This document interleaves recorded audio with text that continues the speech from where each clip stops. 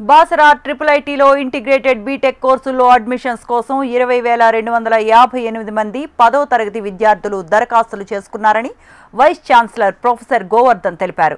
Rajiv Gandhi university of knowledge and technology Basara కేంద్రంలో 1500 సీట్లు, మహబూబ్ నగర్ సెంటర్లో కొత్తగా 180 సీట్లకు అడ్మిషన్స్ నిర్వహిస్తున్నామని తెలిపారు.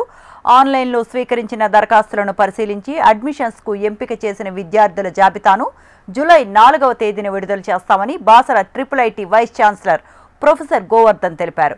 అడ్మిషన్స్కు ఎంపికైన అభ్యర్థులకు సర్టిఫికెట్ల పరిశీలన, అడ్మిషన్ల ప్రక్రియను జూలై 7వ తేదీ నుండి మొదటి విడత కౌన్సిలింగ్ ప్రక్రియ ప్రారంభమవుతుందన్నారు.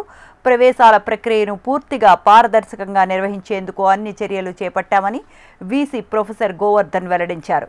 10వ తరగతిలో సాధించిన మార్కులు ఆధారంతో ఇంటిగ్రేటెడ్ బీటెక్ కోర్సుల్లో అడ్మిషన్స్ కల్పిస్తున్నామన్నారు. ప్రభుత్వ ఉన్నత పాఠశాలల్లో చదివిన విద్యార్థులకు ఒక్కో సబ్జెక్టుపై 4 గ్రేస్ మార్కులు కలిపి అర్హతను పరిగణిస్తామన్నారు. అడ్మిషన్స్ పొందిన విద్యార్థులకు నాణ్యమైన విద్యను అందించేందుకు అన్ని ఏర్పాట్లు పూర్తయ్యాయని పేర్కొన్నారు.